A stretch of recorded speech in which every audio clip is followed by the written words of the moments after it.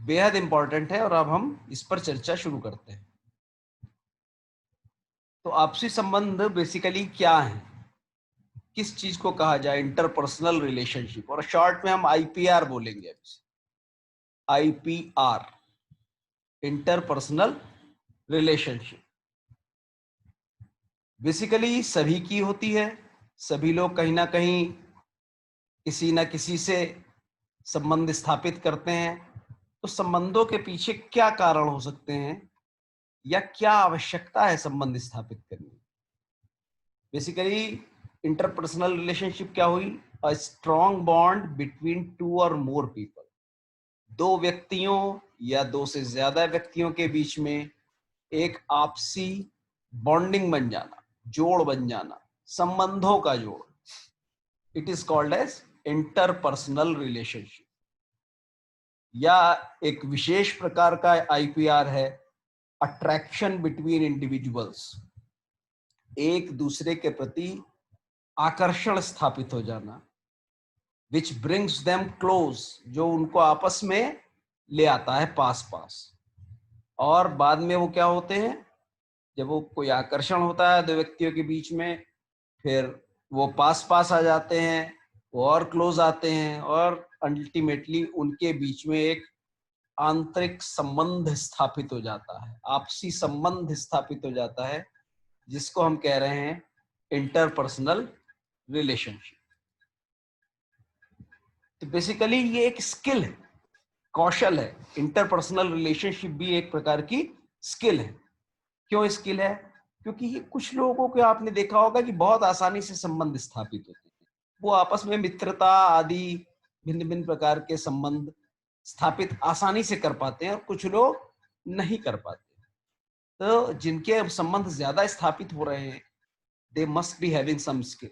उनमें जरूर कुछ कुशलता है, कोई गुण है, कोई कारण है जिसकी वजह से ऐसा कर पा रहे हैं वो, और बाकी लोगों के लिए ये काम मुश्किल हो रहा है या बाकी इंटरेस्टेड ही नहीं। तो basically ability to establish positive relationship, एक काबिलियत, रचनात्मक संबंध स्थापित करने की काबिलियत, which helps us to relate in a positive way, जो हमें रचनात्मक रूप से, धनात्मक रूप से, ऐसे धनात्मक अच्छे कार्यों के लिए हेल्प करे, मदद करे। इसको हम बेसिकली कह रहे हैं interpersonal relationship skill, IPR skill. या हम कहें being able to make and keep friendly relationship. कोई व्यक्ति सक्षम है कि वो मैत्रीपूर्ण संबंध स्थापित कर सकता है और उन्हें बनाए रख सकता है। तो ये एक काबिलियत है उसकी, which can be of great importance to our mental and social wellbeing. और ऐसे संबंध बेसिकली क्या लाभ देते हैं हमें? मेंटल, मानसिक स्थायित्व, सोशल मतलब सामाजिक स्थायित्व, समाज में एक प्रतिष्ठा और एक शांति, स्थायित्व प्रदान करते हैं। वेल बीइंग, आप एक अच्छे प्रकार से सामाजिक जिंदगी जी पाते हैं, मानसिक रूप से आपको तनाव आदि कम होते हैं। तो ये दो काबिलियत ऐसी हैं कि आप एक सामाजिक रूप से, मानसिक रूप से समाज में अच्छे से रह सकें, अच्छे संबंध आपस में लोगों के स्थापित कर सकते हैं। तो अगर आप कर सकते हैं तो आपके अंदर आईपीआर स्किल्स हैं, इंटरपर्सनल रिलेशनशिप की स्किल्स हैं आपके अंदर। नेक्स्ट, से आ जा रहे हैं बीच में लोग। हाँ, जो पॉजिटिव रिलेशनशिप है, कारण क्या है, स्किल क्यों कहा जा रहा है इसे? Positive relationships can be established by valuing the way other think. एक जो रचनात्मक संबंध है उसके स्थापित करने की एक छोटी सी बात और बड़ी इंपॉर्टेंट बात है, वो ये है कि आप वैल्यू करें, उसको वेट दें। किसको? कि दूसरा किस प्रकार सोचता है इस बारे में, वो दूसरा किसी विषय में क्या सोचता है, दूसरे के विचारों को महत्व देना। यदि ये बात किसी एक व्यक्ति में है तो वो आसानी से मैत्रीपूर्ण संबंध स्थापित कर लेगा। दो व्यक्ति हैं, आपस में बात कर रहे हैं, एक अपनी ही चलाता है, दूसरे की सुनता नहीं, दूसरे की कोई बात मानता नहीं, तो फिर उनके बीच में संबंध स्थापित होना और अच्छे मैत्रीपूर्ण संबंध होना स्थापित होना संभव नहीं है। दूसरे के विचारों को महत्व देना बहुत आवश्यक है। एंड अप्रिशिएट, दूसरे के विचारों को अप्रिशिएट भी करें, प्रशंसा भी करें। अंडरस्टैंड, दूसरे के पॉइंट ऑफ व्यू को समझें। तीनों बातें आवश्यक हैं तो आप एक अच्छी आईपीआर स्किल वाले व्यक्ति हो सकते हैं। अब आप देखें कुछ रिलेशनशिप्स जो जीवन में हम लोगों के होती हैं, हम सबके आसपास रिलेशनशिप्स हैं, ये brother sister, son daughter, parents, spouse मतलब पति पत्नी आदि, बॉयफ्रेंड गर्लफ्रेंड, कलीग्स माने एक साथ काम करने वाले, एक साथ पढ़ने वाले, relatives, neighbour, student, friend, classmate, ये डिफरेंट टाइप की रिलेशनशिप्स हैं। और आप बीच में एक आप हैं और एक इतने प्रकार के संबंधों से आपको वास्ता पड़ता है, करने होते हैं, करते हो, तो इन सभी संबंधों को अच्छे से निभाना बेहद आवश्यक है। और देखो क्या क्या संबंध हो सकते हैं, इस बात को बहुत ज्यादा डिटेल नहीं करेंगे। Individuals working together in the same organisation, एक ही कार्यालय में दो लोग साथ साथ काम कर रहे हैं। People working in the same team, एक ही टीम में काम कर रहे हैं, खेल रहे हैं, काम कर रहे हैं। Relationship between man and women, एक पुरुष और एक स्त्री, महिला और पुरुष के बीच के संबंध जो लव हो सकता है, मैरिज हो सकती है।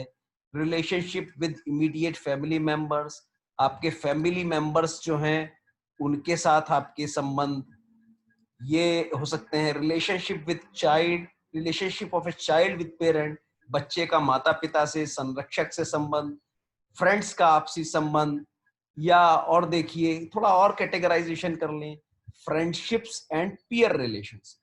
ये पीयर मतलब होता है समतुल्य लोगों के आपस में संबंध, फ्रेंडशिप भी उसी में आ जाती है। रोमांटिक रिलेशनशिप, महिला पुरुष, ये बेसिकली ये वो वाली बात आ गई। फैमिली रिलेशनशिप, पारिवारिक संबंध, अगर हम और कैटेगराइजेशन करें। कैजुअल रिलेशनशिप, कैजुअल रिलेशनशिप का मतलब है बहुत ज्यादा मैत्रीपूर्ण संबंध नहीं है, मगर थोड़ा बहुत संबंध है। सपोज आप किसी दुकानदार से सामान लेते हैं, उसी से बार बार लेते हैं, एक रिलेशनशिप, कैजुअल रिलेशनशिप डेवलप हो गई। ये भी एक प्रकार की, मगर आपको बहुत ज्यादा नहीं है कि आप उसको बनाए रखिए। नेबरली रिलेशनशिप, पड़ोसियों के संबंध। प्रोफेशनल रिलेशनशिप, प्रोफेशनल मतलब आप किसी जगह काम करते हैं तो आपका उस काम कर कार्यालय परिसर में विभिन्न लोगों से आपके व्यावसायिक संबंध हैं। कम्युनिटी या रिलीजियस सोशल ग्रुप, ऐसे ग्रुप जो कम्युनिटी के होते हैं या सोशल ग्रुप्स होते हैं या कोई एक धार्मिक संगठन है, ऐसे संबंध वो धार्मिक कारणों से या कम्युनिटी के कारणों से स्थापित हो जाते हैं। तो ये भिन्न भिन्न प्रकार के संबंध हो गए। और अगर हम मुख्य रूप से चलें तो तीन ही प्रकार के संबंध हैं, एक फैमिली रिलेशनशिप, पियर्स जो समतुल्यों में होते हैं, और एक लव अफेयर्स। ये तीन प्रकार की मेन रिलेशनशिप कैटेगराइजेशन में आ जाती हैं जिन पर हमें कार्य करना मुख्य रूप से होता है। सबसे पहले देखते हैं फैमिली क्या होती है। What is a family relationship क्या है? The family provides a physical and emotional shelter, एक व्यक्ति को उसके भौतिक रूप से, शारीरिक रूप से स्थान प्रदान करती है फैमिली, कि वो वहां रह सकता है, वहां खा पी सकता है, सुख से रह सकता है, कपड़े होंगे, रहने सहने की सब सामान्य सामग्री उसको वहां से प्रोवाइड हो जाएगी फैमिली के अंदर, एक दूसरे की सपोर्ट से, और वहीं वो ग्रो करता है। दूसरा इमोशनल शेल्टर भी है, कि मान लो कुछ भावनात्मक समस्याएं आ गई, मानसिक समस्याएं आ गई, तो फैमिली वाले उसकी सपोर्ट में खड़े रहते हैं। ये अभी लहरी बार बार रेज कर रहा है, क्या बात है? अभी एक मिनट होल्ड कीजिए। अभी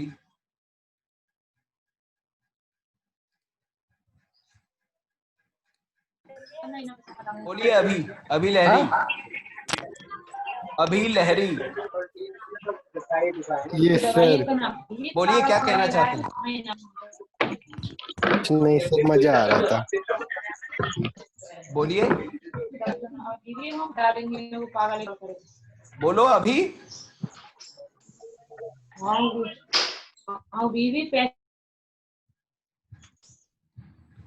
कुछ नहीं कहना, इन्हें बिना बात ही हाथ खड़ा कर रहे हैं। तो ये अटेंशन एक दूसरे को दिया जाता है, फैमिली में एक दूसरे को ध्यान रखा जाता है, फैमिली मेंबर्स जो हैं एक दूसरे का ध्यान रखते हैं, तो ये लाभ है। Family creates environment of love, वहां पर एक प्यार भरा माहौल भी होता है। प्यार के अलग अलग प्रकार के संबंध हो सकते हैं वहां पर। एक म्यूचुअल सपोर्ट वाला माहौल है कि एक दूसरे की सहायता के लिए लोग बैठे हुए, which is the nutrient that keeps a family together. यही वो एक प्रोटीन है, एक तरह का कारक है, एक तरह का बल प्रदान करने वाली कारक है, जो फैमिली को इकट्ठा बनाए रखती है कि भाई सब एक दूसरे के लिए मरने मिटने को तैयार है, हारमोनियसली रहते हैं, सब लोग सामंजस्य स्थापित करके रहते हैं और खुशी से रहते हैं। फैमिली एक सबसे पहला रिलेशनशिप है जो कोई भी मनुष्य अपने आसपास पाता है, क्योंकि हम सब सोशल एनिमल्स हैं, एक सामाजिक प्राणी हैं। दूसरी रिलेशनशिप है पियर्स के साथ, समतुल्यों के साथ। उसमें सबसे पहले किसी का ध्यान आता है तो फ्रेंड्स का आता है, मित्रों का आता है। Friends can share your problem share कर सकते हैं, और प्रॉब्लम शेयर करने के बाद एक्सप्लोर अल्टरनेटिव्स, वो आपकी उसमें मदद कर सकते हैं कि इस प्रॉब्लम के सॉल्यूशन में क्या क्या भिन्न भिन्न रास्ते हो सकते हैं। डिस्कशन आप आसानी से उनसे कर सकते हो। चीयर यू अप, आपको खुश कर सकते हैं, आपका मनोबल बढ़ा सकते हैं। They give you a joy, आपको खुशी का एहसास देते हैं और आपको अच्छा लगता है उनके पास रहना। Usually the source of new information, friendship पे ये भी एक बात होती है कि आपको नई नई सूचनाएं फ्रेंड्स के माध्यम से प्राप्त हो सकती हैं। चीजें आप नहीं जानते हैं, आपका फ्रेंड बता देगा। बहुत से आप लोग ध्यान दोगे तो आपने बहुत कुछ अपने फ्रेंड्स से जाना, उन्होंने आपसे जाना, एक दूसरे से जाना कि अच्छा ऐसा भी होता है। और आप बड़ी इजीली बिलीव भी कर लेते हो कि फ्रेंड्स जो कह रहे हैं वो ठीक है, शायद वो ना भी हो, लेकिन it is a source of information. Information में भी स्लाइटली फॉल्स और करेक्ट, वो दोनों बात हो सकती है, वो एक अलग बात है। साथ ही साथ प्रोवाइडिंग पॉजिटिव फीडबैक, आपको फ्रेंड्स जो है फीडबैक भी दे रहे हैं, पॉजिटिव दे रहे हैं, नेगेटिव दे रहे हैं, दोनों तरह का देंगे, लेकिन मोस्टली पॉजिटिव फीडबैक अगर आपको ज्यादा देते हैं तो आपकी फ्रेंडशिप स्ट्रांग होती है उसमें। तो ये एक अच्छी बात है, आपका मनोबल उससे बढ़ता है। दो फ्रेंड्स प्रोवाइड इमोशनल कंफर्ट, ये बात सही है कि फ्रेंड्स जो है आपका इमोशनल कंफर्ट देते हैं आपको, और एक क्या कहना चाहिए, भावनात्मक रूप से एक सहज स्थिति आपके लिए उत्पन्न कर देते हैं, जहां आप अपनी बातें आसानी से डिस्कस कर सकते हैं।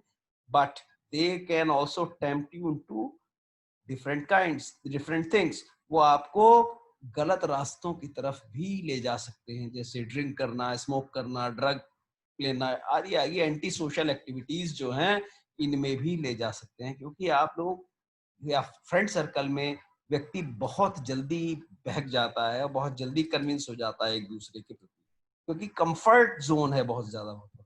Be careful while making friends, अपने फ्रेंड्स बनाते समय विशेष रूप से सतर्क रहना आवश्यक है। क्यों? फ्रेंड्स में एक्चुअली क्या क्या होने चाहिए जो आपको पॉजिटिव वाइब देंगे या पॉजिटिव आपके एटीट्यूड को करने की कोशिश कर सकते हैं। फ्रेंड इज समथिंग समवन जो लाइक, जिसको आप पसंद करें, जिसकी आप रेस्पेक्ट करें, जिस पर आप विश्वास करें। Who likes respects and trust you, जो आपको पसंद करता है, आपको रेस्पेक्ट करता है, आपको बिलीव करता है, दोनों बात है। आप भी ऐसा कर रहे हैं, वो भी ऐसा कर रहा है, म्यूचुअल है। डोंट ऑलवेज अंडरस्टैंड यू, ऐसा नहीं है कि वो आपको हमेशा समझता है, but accepts you and likes you as you are. वो आपको फिर भी स्वीकार कर लेता है, आपकी बात को कई बार नहीं भी समझेगा वो, फिर भी यू आर ए फ्रेंड। वो इस तरह से स्वीकार, चलो ठीक है यार, अपना दोस्त है, इसकी बात समझ कुछ नहीं आई, मुझे कह क्या रहा है, या ये बात मेरे हिसाब से ठीक भी नहीं है, फिर भी ठीक है, अपना फ्रेंड। तो वो आपको आपकी कमियों के साथ भी स्वीकार कर रहे हैं। As you grow and change, वो आपके साथ फिर भी बना रहेगा, जैसे जैसे आप बदलते जाएंगे, बड़े होते जाएंगे, थोड़ा चेंज भी होंगे, फिर भी वो आपको, उसे ये रहेगा मेरा फ्रेंड है, मेरा फ्रेंड था, ऐसी भी बात रहती है। Allows you to space, allows you the space to change, वो आपको बदलने का मौका भी देता है। ऐसा नहीं है उसकी बहुत रिजिडिटी रहेगी, फ्रेंडशिप में फ्लेक्सिबिलिटी होती है, तो आपको बदलने का मौका भी देता है। To grow, to make decisions, आपको निर्णय करने में भी अलाउ करेगा, परमिशन करेगा। इवन वी मेक मिस्टेक्स, हो सकता है हम मिस्टेक भी करें, फिर भी वो फ्रेंडशिप में चलता है थोड़ा।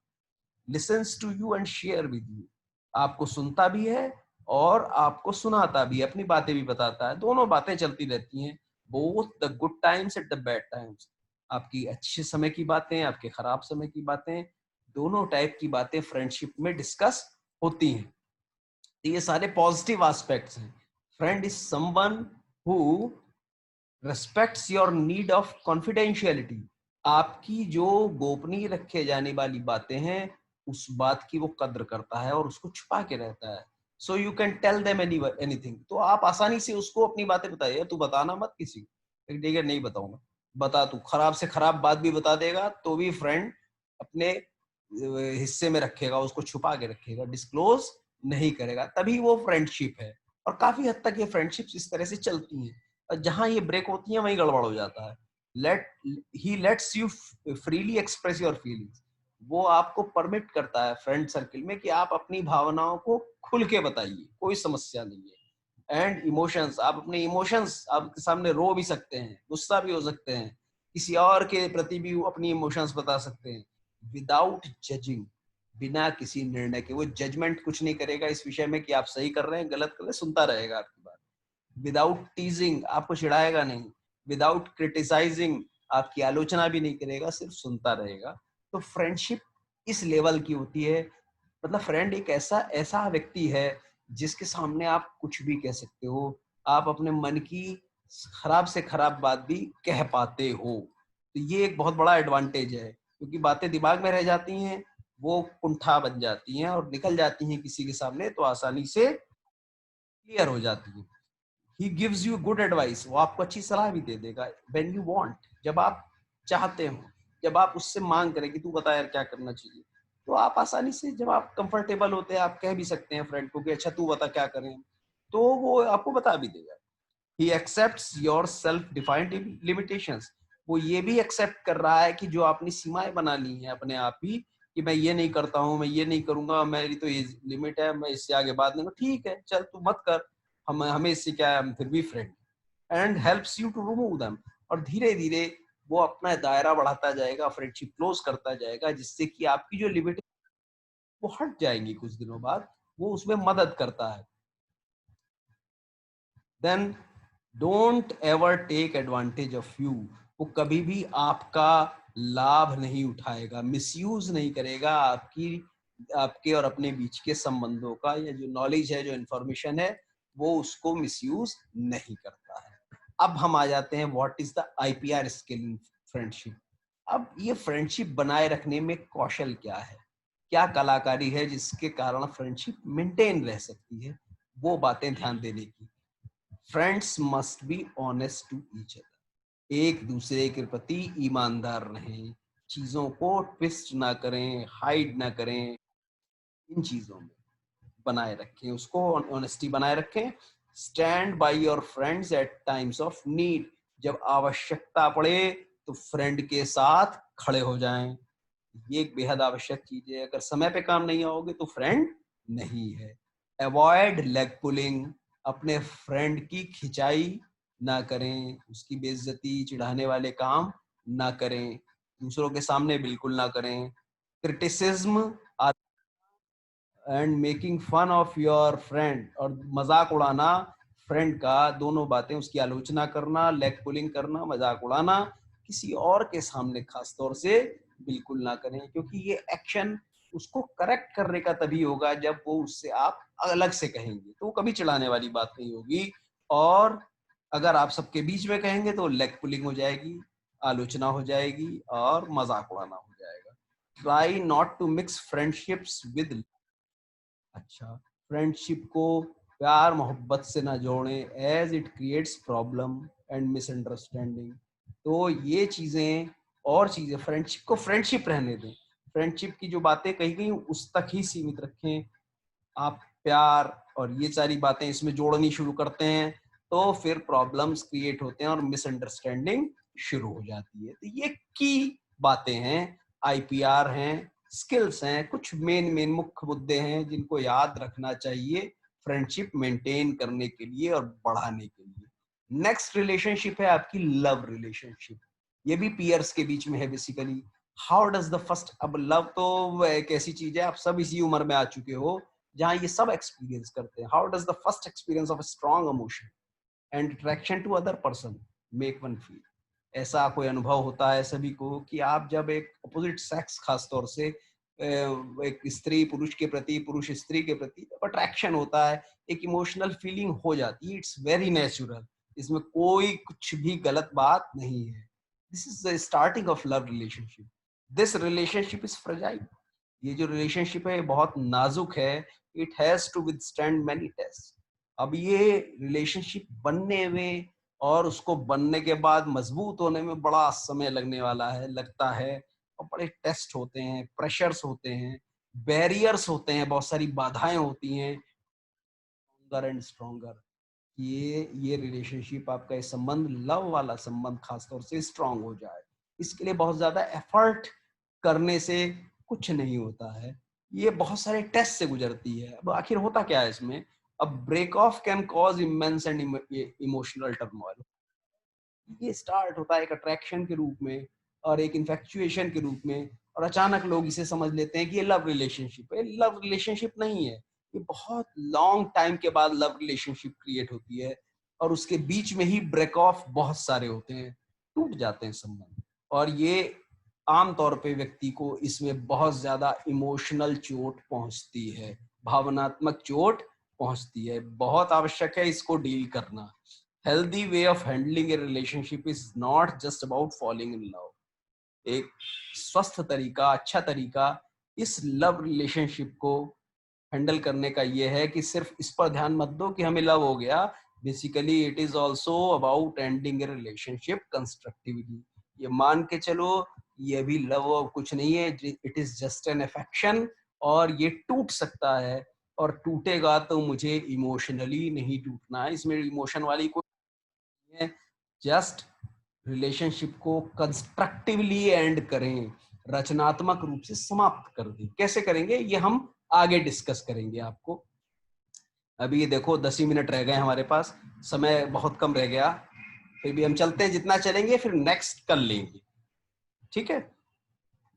IPR between man and women. अब इसमें स्किल्स या आईपीआर क्या है? Basically strong IPR between a man and women leads to friendship.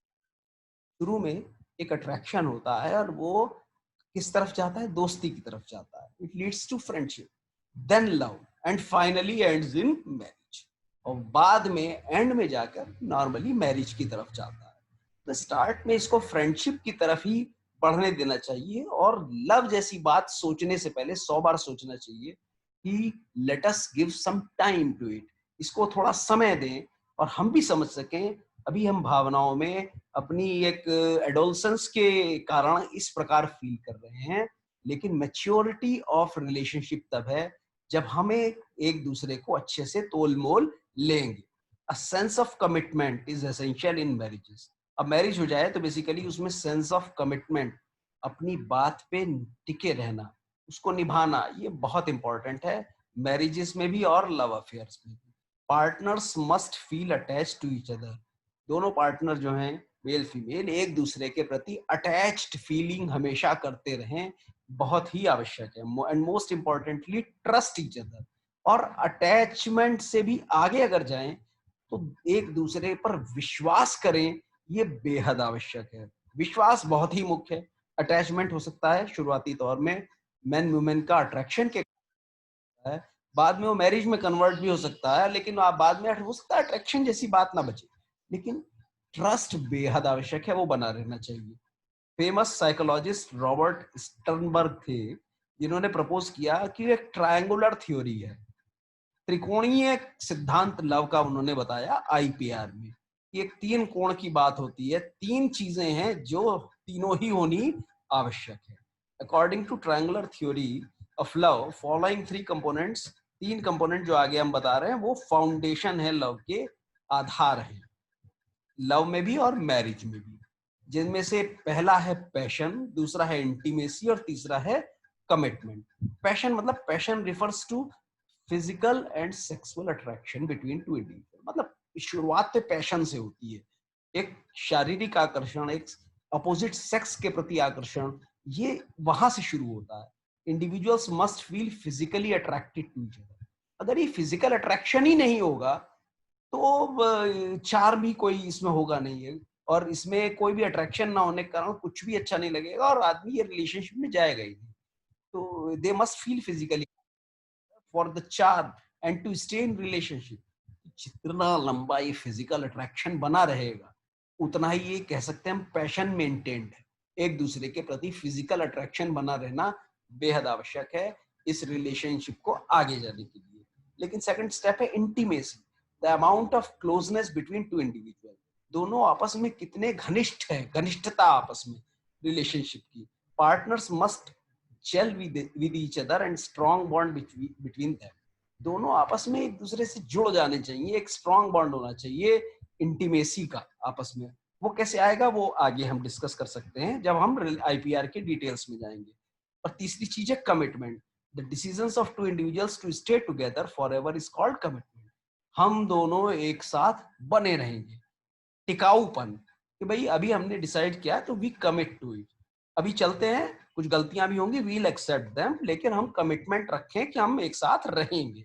Commitment is nothing but two people deciding to be with each other.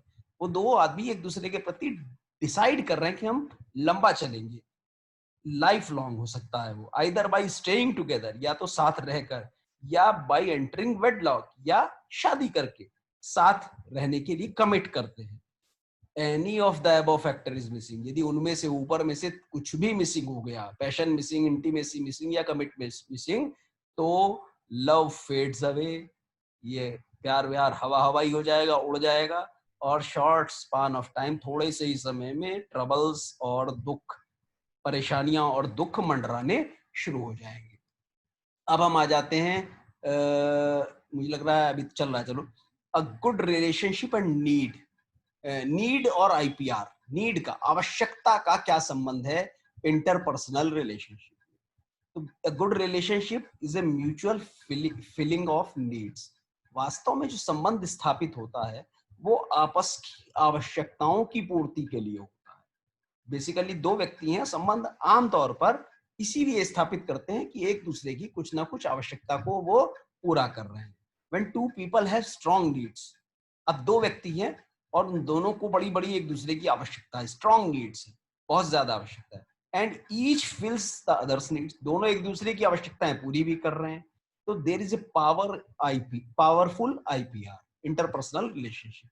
तो इन दोनों के बीच में, ऐसे दो व्यक्तियों के बीच में स्ट्रॉन्ग आईपीआर है, बहुत ज्यादा मजबूत इंटरपर्सनल रिलेशनशिप है।